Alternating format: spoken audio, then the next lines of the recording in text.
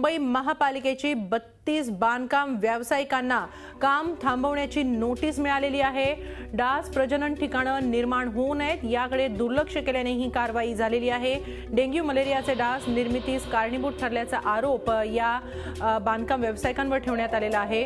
DB realty, L&T सारख्या बड्या बांधकाम कंपन्यांचाही यात समावेश आहे।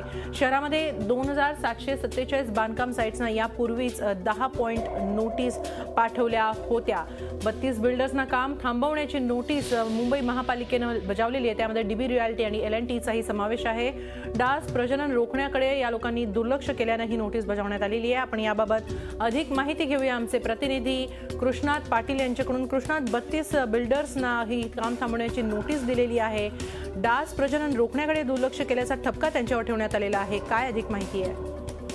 हेमाली, मुंबईसारख्या मोठ्या सिटीमध्ये ज्यानंतर पावसाळ्यामध्ये विशेषतः डेंग्यू आणि मलेरियाची सर्वाधिक जास्त साथ पसरते आणि हे साथ पसरण्यामागे सर्वात जास्त जे कारणीभूत असतील तर बांधकाम साईट जे आहेत, ज्या बांधकाम सुरू असतं त्या ठिकाणी पाणी साचलेलं असतं, ज्या ठिकाणी भरमसाठ साहित्य जे आहे ते अस्ताव्यस्त पडलेलं असतं आणि त्या ठिकाणी डासांची निर्मिती जी आहे त्या ठिकाणी होते। त्याचा जो त्रास जो आहे तो आसपासच्या रहिवासी भागामध्ये जो आहे तो सोसावा लागतो। त्यामुळे दरवर्षीप्रमाणे या ज्या 10 पॉइंट नोटीस आहेत त्या पाठवल्या जातात, परंतु असं पहिल्यांदाच होतंय की बांधकाम जे आहे ते बांधकाम थांबवण्यात यावं, कारण ज्या ज्या बिल्डरनी याकडे दुर्लक्ष केलेलं आहे त्या ठिकाणी डास निर्मितीस कारणीभूत ठरलेले आहेत असे बिल्डर जे आहेत ते 32 बिल्डरना या ठिकाणी काम थांबवण्याच्या नोटीस दिलेल्या आहेत। त्यामुळे आणि यामध्ये कुठलाही छोटा बिल्डर किंवा मोठा बिल्डर जे आहे त्या पाठवण्यात आलेल्या आहेत। त्यामुळे एकंदरीतच